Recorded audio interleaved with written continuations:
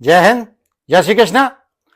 साथियों, मैं Mahesh quintal advocate एक बार फिर से आप सभी का स्वागत करता हूं अपने channel legal junction Mahesh quintal advocate पर। साथियों, आज का जो विषय है वो बैंक अकाउंट फ्रीजिंग के बारे में है। बैंक अकाउंट सीज कर दिया जाता है, इसके संबंध में आजकल बहुत ज़्यादा शिकायतें आ रही हैं, बहुत ज़्यादा फ़ोन कॉल्स आ रहे हैं, क्योंकि आजकल जो साइबर ठगी है, साइबर फ्रॉड के केसेज बहुत ज़्यादा हो रहे हैं। उसकी वजह से काफ़ी ऐसे निर्दोष लोगों के बैंक अकाउंट फ्रीज कर दिए जाते हैं पुलिस के द्वारा, बैंक के द्वारा। भले ही वो किसी तरह से ऐसे क्राइम में, ऐसी साइबर ठगी में संबंधित नहीं है, कोई उनका इन्वॉल्वमेंट नहीं है बिल्कुल भी। तो आज ये बहुत ही महत्वपूर्ण वीडियो होने वाला है। ऐसी घटना किसी भी व्यक्ति के बारे में, किसी भी व्यक्ति के साथ हो सकती है। तो इस तरह की घटना, बैंक अकाउंट फ्रीज होने की घटना किसी भी व्यक्ति के साथ हो सकती है। आप ये मत समझिए कि ये ऐसा विषय है जो हमारे साथ नहीं हो सकता। किसी भी व्यक्ति के साथ जो ऐसे तरह के मामले में, इस तरह के क्राइम में, इस तरह की साइबर ठगी में किसी भी तरह से संबंधित नहीं है, ऐसे व्यक्तियों के साथ भी इस तरह की घटनाएं हो रही हैं। इसके बारे में लेटेस्ट जजमेंट के बाद में बड़ा नया मोड आया है। लेटेस्ट जजमेंट आने के बाद बैंक अकाउंट फ्रीजिंग की जो पावर है पुलिस की, बहुत लिमिटेड हो गई है। पुलिस के लिए किसी व्यक्ति का बैंक अकाउंट फ्रीज करना, टोटली फ्रीज करना, ट्रांजैक्शन रोक देना इतना आसान नहीं रहा है। लेटेस्ट जजमेंट हम आपको देंगे और क्या प्रोविजंस हैं, क्या लॉ हैं, पहले से कानून क्या है, और पहले जो जजमेंट है उसमें क्या क्या गाइडलाइंस थी ऑनरेबल हाई कोर्ट की, ऑनरेबल सुप्रीम कोर्ट की, वो भी आपको बताएंगे। और नया जजमेंट आने के बाद क्या क्या चेंज हुए हैं, कौन सी हाई कोर्ट को ऐसी स्पेशल पावर दे दी गई है कि अब डायरेक्ट हाई कोर्ट संज्ञान ले सकता है। ऐसे मैटर पर हाई कोर्ट के सामने डायरेक्ट रिट पिटीशन फाइल करी जा सकती है। आइए शुरू करते हैं। पहला विषय यह है कि ये जो पावर है बैंक अकाउंट फ्रीज करने की, ये पुलिस को कहां से मिली, किस प्रोविजन के अंतर्गत ये पावर है। तो ये पावर सेक्शन 102 क्लॉज 3 सीआरपीसी के अंतर्गत पुलिस को प्राप्त थी, जो अब सेक्शन चेंज हो गया है। अब सेक्शन 106 क्लॉज 3 बीएनएसएस के अंतर्गत ये पावर पुलिस को है कि वो अगर किसी अकाउंट में कोई इलीगल ट्रांजैक्शन, कोई डाउटफुल ट्रांजैक्शन, पैसे का लेन देन अगर पाती है, पुलिस ऐसा समझती है कि इस तरह का कोई फ्रॉड हुआ है, कोई क्राइम हुआ है, जिस क्राइम का पैसा का जो ट्रांजैक्शन है वो अगर किसी खाते से होता है, तो उस पैसे को फ्रीज करने के लिए, उस पैसे को जब्त करने के लिए पुलिस इन धाराओं के अंतर्गत किसी भी व्यक्ति का अकाउंट फ्रीज कर सकती है। पहले जो केस लॉ है, जो पुराना जजमेंट भी है इसके संबंध में, हालांकि अब बहुत बड़ा चेंज आया है, लेटेस्ट केस लॉ आया है, वो भी आपको बताएंगे। मगर पहले जो पुराना केस लॉ है, T Subbulakshmi versus commissioner of police, ये मद्रास हाई कोर्ट का जजमेंट है 2013 का। इस जजमेंट का पूरा डिटेल आप डिस्प्ले से नोट कर सकते हैं। इस जजमेंट में कुछ गाइडलाइंस पास करी गई थी और कुछ गाइडलाइंस ऑलरेडी जो सेक्शन है, सेक्शन 102 वर्तमान सेक्शन 106, इसमें भी काफ़ी गाइडलाइंस हैं।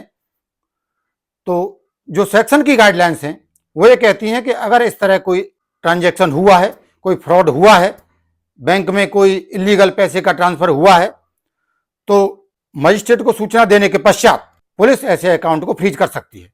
मजिस्ट्रेट को सूचना दिया जाना मस्ट है। जो संबंधित मजिस्ट्रेट है उस जुडिक्शन के अंतर्गत जहां अकाउंट फ्रीज किया जाना है या जहां घटना हुई है, कोई क्राइम हुआ है, तो उस संबंधित मजिस्ट्रेट को पहले से जानकारी देना और लिखित में जानकारी देना आवश्यक है। ये सेक्शन में ही ये स्पष्ट कर दिया गया है। बिना मजिस्ट्रेट को सूचना दिए किसी व्यक्ति का अकाउंट जो है फ्रीज नहीं किया जा सकता। ऐसे प्रोविजन होने के बावजूद ऐसी घटनाएं हो रही थी कि पुलिस लगातार अकाउंट ऐसे व्यक्तियों का फ्रीज कर रही थी और कोई कारण भी नहीं बता रही थी, मजिस्ट्रेट को कोई सूचना तक भी नहीं दे रही थी। इसके बाद एक लैंडमार्क जजमेंट आता है, T Subbulakshmi versus commissioner of police. इसमें यह स्पष्ट किया गया था कि ऐसा अगर कोई ट्रांजैक्शन है, इलीगल ट्रांजैक्शन अगर होता है, कोई क्रिमिनल एक्टिविटी किसी खाते में होती है, तो पुलिस को पावर है कि वो फ्रीज कर सकती है। मगर इस पावर का यूज करने से पहले पुलिस को लिखित में मजिस्ट्रेट को सूचना देनी होगी और लिखित कारण बताना होगा कि ये इस वजह से हम इस तरह के अकाउंट को टोटली फ्रीज कर रहे हैं या केवल कुछ पार्शियल फ्रीज किया जा रहा है, कितना किया जा रहा है और क्यों किया जा रहा है, पूरा कारण लिखित में दिया जाएगा। और उस कारण को कंसीडर करते हुए मजिस्ट्रेट अपना जुडिशियल माइंड अप्लाई करेगा। मजिस्ट्रेट ये देखेगा कि ये कारण क्या वास्तव में सही है, जो रीजन दिया जा रहा है क्या ये उचित रीजन है, तब मजिस्ट्रेट के आदेश के बाद ऐसा अकाउंट फ्रीज किया जा सकता है। मगर इस जजमेंट के आने के बाद भी लगातार पुलिस ऐसे व्यक्तियों का अकाउंट फ्रीज कर रही थी जो कि बिल्कुल निर्दोष हैं। उन व्यक्तियों को बिल्कुल पता ही नहीं है कि कहां से फ्रॉड हुआ और कैसे फ्रॉड हुआ, कोई लेना देना फ्रॉड से संबंधित उनका है ही नहीं। क्योंकि ऐसा हो जाता है कभी कभी कि मान लो फ्रॉड किसी थर्ड पर्सन ने किया और अकाउंट में पैसा किसी ऐसे व्यक्ति के अकाउंट में पैसा आया जिस व्यक्ति को वास्तव में कोई लीगली पैसा किसी व्यक्ति से लेना था, उसने अपने अकाउंटों में पैसा मंगाया। जो पैसा उसको लेना था वो एकदम लीगल पैसा था, उससे कोई फ्रॉड, उस व्यक्ति ने जो अकाउंट होल्डर है उसने किसी तरह का कोई फ्रॉड किया नहीं, कोई क्राइम नहीं किया, मगर उसको किसी व्यक्ति से पैसा लेना था, उसने पैसा डलवाया अपने अकाउंट में। मगर जिस व्यक्ति से उसको पैसा आया उस व्यक्ति ने कोई फ्रॉड किया, तो उस अकाउंट होल्डर को उस फ्रॉड के बारे में कोई किसी तरह की जानकारी नहीं है और ना वो उस फ्रॉड से किसी तरह से संबंधित है। तो ऐसे केसेस बहुत ज्यादा आ रहे हैं, काफी दिनों से अब तक आ रहे थे। अब भी कुछ अनजान व्यक्तियों के साथ अब भी ऐसे केसेज हो रहे हैं जिनको जजमेंट के बारे में, लेटेस्ट कानून का जो परिवर्तन आया है उसके बारे में जानकारी नहीं है। ऐसे व्यक्तियों के साथ अब भी घटनाएं हो रही हैं। मगर अब ये जजमेंट आने के बाद जिसको लीगली जानकारी है, कानून की जानकारी हो गई है कि नया कानून में क्या परिवर्तन आया है, तब ऐसी घटनाओं में काफी रोक लग रही है। वो अभी जजमेंट आपको बताएंगे, पूरा डिटेल देंगे। तो ये सब हो रहा था और मजिस्ट्रेट को जानकारी दे दी जाती थी पुलिस के द्वारा केवल फॉर्मेलिटी के तौर पे, क्योंकि काफी केसेज में ऐसी घटनाएं हो रही थी। मजिस्ट्रेट कुछ जुडिशियल माइंड अप्लाई कर ही नहीं रहे थे, जो पुलिस ने कर दिया वही सही है, केवल रबर स्टांप की तरह मजिस्ट्रेट काम कर रहे थे। कोई जुडिशियल माइंड अप्लाई नहीं कर रहे थे कि क्या वास्तव में ऐसी कोई परिस्थिति है कि अकाउंट फ्रीज किया जाना आवश्यक है या नहीं है। मजिस्ट्रेट देखना उचित समझ ही नहीं रहे थे। पुलिस ने जो कर दिया उसी लकीर को पीटे जा रहे थे, वो माइंड अप्लाई ही नहीं कर रहे थे। तब ऐसी परिस्थिति में जब लोग हाईकोर्ट के समक्ष आए, तब हाईकोर्ट ने इस पे एक्शन लिया, ऐसे मामले पे कॉग्निजेंस लिया। तब हाईकोर्ट ने यह पाया कि कुछ ऐसे निर्दोष व्यक्ति जिनका कोई इन्वॉल्वमेंट नहीं है किसी तरह की क्राइम में, ऐसे व्यक्तियों का अकाउंट फ्रीज किया जा रहा है। और न केवल पार्शियल अकाउंट फ्रीज किया जा रहा है बल्कि पूरा अकाउंट ही फ्रीज कर दिया जा रहा है। न वो व्यक्ति एक पैसा डाल सकता है, न एक पैसा निकाल सकता है। फ्रॉड हुआ है मान लीजिए 50,000 का, अब पैसा आपका अकाउंट में 10 लाख है तो पूरा 10 लाख सीज कर दिया।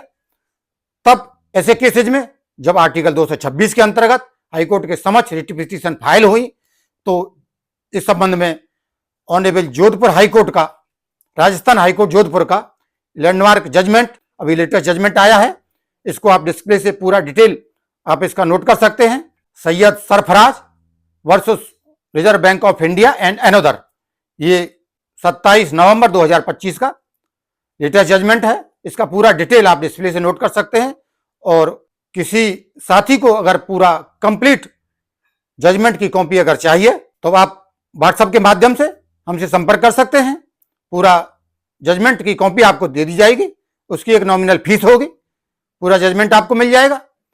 तो ये जजमेंट में ऑनरेबल हाईकोर्ट, राजस्थान हाईकोर्ट ने अभी लेटेस्ट जो गाइडलाइंस पास करी हैं उसमें स्पष्ट रूप से स्पष्ट कर दिया है कि अब इस तरह का अकाउंट अगर कोई फ्रीज किया जाता है तो सबसे पहला मेन इसमें गाइडलाइंस ये है कि कंप्लीट अकाउंट फ्रीज नहीं किया जाएगा, केवल उतना पोर्शन फ्रीज किया जाएगा जो फ्रॉडुलेंट ट्रांसफर, जो संदिग्ध ट्रांसफर है, जो आपको लग रहा है कि इतना पैसे का इन्वॉल्वमेंट है, इतना पैसा ऐसा है जो डाउटफुल है, जो क्राइम से संबंधित हो सकता है, ऑनलाइन फ्रॉड से संबंधित हो सकता है, साइबर धोखाधड़ी से संबंधित हो सकता है, केवल उतने अमाउंट को ही फ्रीज किया जाएगा। कंप्लीट बैंक अकाउंट है उसको फ्रीज नहीं कर सकते किसी भी परिस्थिति में। पहली गाइडलाइंस इसमें यह पास करी गई। दूसरा अगर आपको ये डाउट है, अगर ये बैंक को कंफर्म पता ही नहीं है कि कितने पैसे का फ्रॉड हुआ है, तब बैंक को क्या करना है। दूसरी गाइडलाइंस इसमें यह पास करी गई कि ऐसी परिस्थिति में जहां बैंक को यह पता ही नहीं है कि कितने पैसे का इन्वॉल्वमेंट है, फ्रॉड कितने पैसे का हुआ है, ये कंफर्म है ही नहीं, तब बैंक सूचना देगा पुलिस के लिए, जो इन्वेस्टिगेशन एजेंसी है उससे ये सूचना मांगेगा कि आप ये हमें ये बताइए कि इसमें जो ट्रांजैक्शन हुआ है क्राइम के संबंध में, जिस पैसे का जो पैसा जो ट्रांजैक्शन एक ऑनलाइन फ्रॉड से संबंधित है, वो पैसा कितना पैसा है। ऐसी सूचना बैंक के द्वारा जो पुलिस है या इन्वेस्टिगेशन एजेंसी है उससे मांगी जाएगी और 7 दिन के अंतर्गत, 7 दिन के अंदर अंदर उस एजेंसी की ये ड्यूटी है कि बैंक को ये सूचना प्रोवाइड कराए कि ये जो फ्रॉड हुआ है, जो क्राइम हुआ है, वो इतने अमाउंट से संबंधित है, तब उतने अमाउंट को बैंक फ्रीज कर देगा। तो ये 7 दिन के अंदर अंदर इन्वेस्टिगेशन एजेंसी को, पुलिस को ये बताना होगा बैंक को कि इतना पैसा आपको फ्रीज करना है, अदरवाइज बैंक अकाउंट फ्रीज नहीं होगा। दूसरी चीज, अगर 7 दिन में पुलिस जवाब नहीं देती है, उसका कोई रिप्लाई नहीं करती है, तब भी अकाउंट फ्रीज नहीं होगा।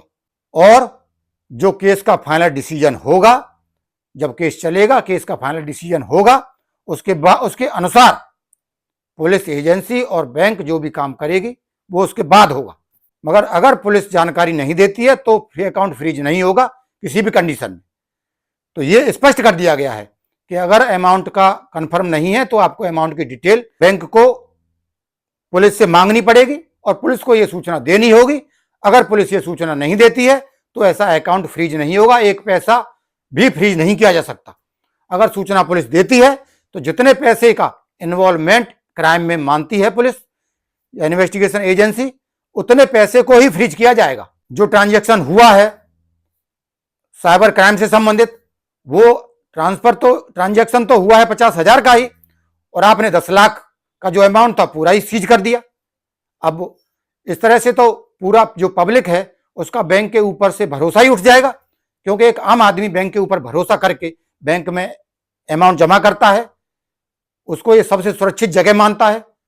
मगर जब आम लोगों के साथ, आम पब्लिक के साथ ऐसी घटनाएं होती जाएंगी, उसको क्राइम के बारे में पता भी नहीं है, तब भी उसका पूरा अकाउंट फ्रीज कर दिया गया, और न केवल कुछ अमाउंट फ्रीज किया गया, उसका पूरा ही पैसा ही, पूरा खाता ही उसका सीज कर दिया गया। तो ऐसी परिस्थितियों में बैंक एक सेफ प्लेस नहीं रहेगा, कोई व्यक्ति बैंक पर भरोसा नहीं करेगा, फिर लोग बैंक में पैसा क्यों रखेंगे। तो इस तरह की चीजों को मानते हुए, इस तरह की जो आर्गुमेंट हुआ कोर्ट के समक्ष, ऑनरेबल हाई कोर्ट के समक्ष, तब हाई कोर्ट ने यह माना कि यह एकदम गलत है, ऐसा बिल्कुल किसी परिस्थिति में नहीं किया जा सकता। और इसके अलावा एक और बहुत बड़ा महत्वपूर्ण जो चेंज आया है इस जजमेंट के बाद, वो ये आया है कि आप मजिस्ट्रेट के यहां तो शिकायत कर ही सकते हैं, मगर मजिस्ट्रेटों का रवैया थोड़ा सा पहले से अलग रहा है। जैसा कि मैं आपको बताया, वो जुडिशियल माइंड अप्लाई कम कर रहे हैं, तो हाईकोर्ट को इसमें एक्शन लेना पड़ा।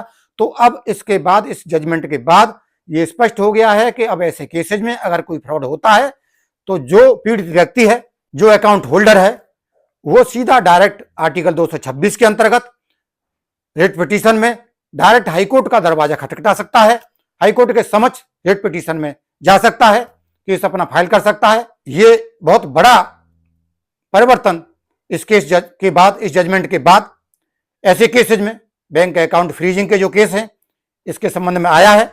मैं समझता हूं आपके सारे डाउट क्लियर हुए होंगे, और इसके बारे में जो भी डाउट हो आप हमें कमेंट करें, जरूर इसके बारे में हमसे वार्ता करें, कमेंट अवश्य करें। और अगर आपको ये जानकारी अच्छी लगी हो तो हमारे चैनल को सब्सक्राइब करें और वीडियो को लाइक, शेयर और कमेंट करना न भूलें। इस तरह की बैंक अकाउंट फ्रीज के संबंध में किसी भी तरह की अगर आपकी कोई समस्या है, उसके संबंध में आपको कोई कानूनी राय चाहिए, लीगल एडवाइस चाहिए, तो उसके लिए भी आप हमसे व्हाट्सएप नंबर पर संपर्क कर सकते हैं। व्हाट्सएप नंबर आपको डिस्प्ले पे प्रोवाइड करा दिया जा रहा है। इसके साथ ही आज का वीडियो समाप्त करते हैं। जय हिंद, जय श्री कृष्ण।